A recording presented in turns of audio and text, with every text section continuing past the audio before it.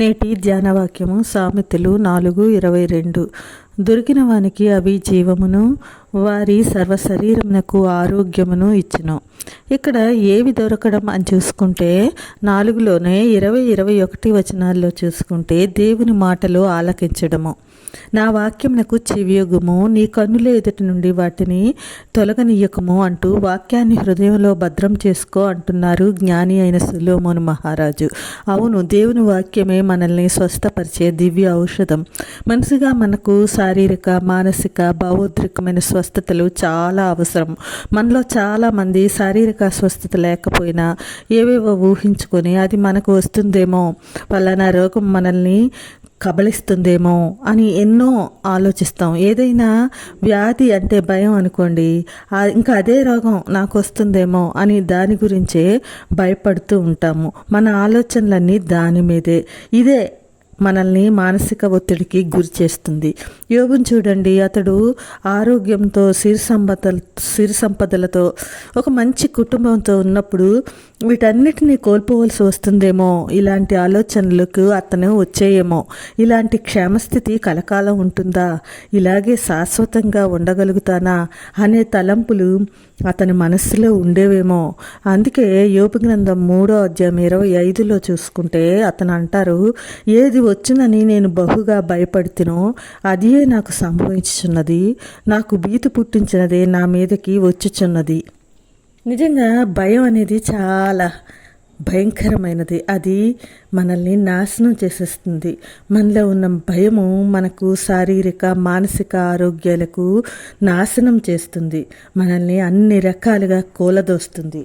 అయితే మానవ జీవితం అన్న తర్వాత అనేక భావోద్రేకాలు వస్తాయి. అవి సంతోషాన్ని కలుగజేస్తాయి, దుఃఖాన్ని కలుగజేస్తాయి. మనలో ఈ ప్రతికూలమైన భావోద్రేకాలను అదుపులో ఉంచుకోలేకపోతే అవి మన శరీరం మీద దాడి చేస్తాయి. తీవ్రమైన వ్యాధికి అది దారి తీస్తుంది. క్రైస్తవులుగా భావోద్రేకాల ప్రభావం మన మీద అంతగా పనిచేయకూడదు. ఎందుకంటే మనము స్థిరమైన దేవుని వాక్యం మీద మనల్ని మనం నిలబెట్టుకోవాలి. దాని మీదే ఆధారపడాలి. కానీ చంచలమైన భావోద్రేకాలు మనల్ని కుదిపేస్తాయి. కానీ మనము అచంచలమైన ఆ వాక్యంలో ఎంత స్థిరంగా ఉంటామో అప్పుడు మన మనస్సుకు, మనలోని ప్రతి కణానికి, ప్రతి అవయవానికి బలాన్ని, స్థిరత్వాన్ని ఆ వాక్యమే చేకూర్చుతుంది. మనకున్న అనేక ఆందోళనలు, భయాలు, చింతలు, మానసిక ఒత్తిళ్లు, నిరాశ, నిస్పృహ, కోపము, అసూయ, ఒంటరితనము, నైరాశ్యము, ఇవన్నీ భావోద్రేకాలే. ఇవన్నీ మనల్ని, మన ఆరోగ్యాన్ని నాశనం చేసేవే, మనల్ని పడగొట్టే నాశన హేతువులే. వీటిని మనల్ని ఏలనిస్తే మన ఆరోగ్యాన్ని, మన మానసిక స్థితిని చెల్లాచెదురు చేస్తాయి. వీటన్నిటినీ ముందుగా అదుపులో ఉంచుకోవాలి. ఎలా అంటే కీర్తన 55:22 దావీదు గారు నీ భారాన్ని యెహోవా మీద మోపము అని అంటారు. అలాగే పేతురు రాసిన మొదటి పత్రిక 5:7 మీ చింత యావత్తు ఆయన మీద వేయండి అని వాక్యం మనకి సెలవిస్తుంది. అయితే అలా వేయాలి అంటే ముందుగా మన జీవితాలను ప్రభువు చేతిలో పెట్టాలి. అప్పుడు మన క్షేమము ఆయన బాధ్యత. మొత్తంగా మనం మానసికంగా, శారీరకంగా మంచి ఆరోగ్యంగా ఉండాలి అంటే దీని అంతటికీ పరిష్కారము ఆయన వాక్యాన్ని ధ్యానించడము. కీర్తనలు 1:3 దివారాత్రము దానిని ధ్యానించేవాడు ఎలా ఉంటాడో ఇక్కడ మనకు తెలుస్తుంది. నీటి కాలువలో యోరను నాటబడినవై ఆకువాడక తన కాలమందు ఫలమిచ్చు చెట్టు వలె ఉండును అని.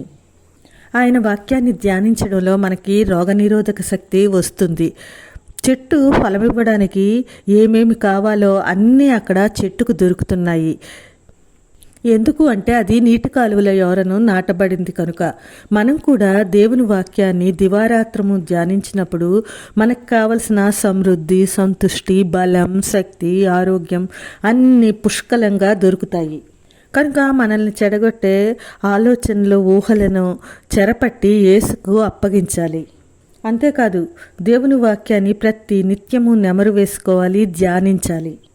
కీర్తనలు 119:165 చూసుకుంటే నీ ధర్మశాస్త్రంను ప్రేమించే వారికి ఎంతో నెమ్మది కలదు, వారు తూలి తొట్టిల్లుటకు కారణమేమీయూ లేదు. కాబట్టి మనం దేవుని వాక్యాన్ని ధ్యానిస్తూ, దాన్ని ప్రేమిస్తూ, మన మనస్సులో ఆ వాక్యాన్ని ఉంచుకుంటూ ఆరోగ్యంగా దేవుని చేతి నీడలో ముందుకు వెళదాం. అలాంటి కృప దేవుడు దయచేయునుగాక. ఆమేన్.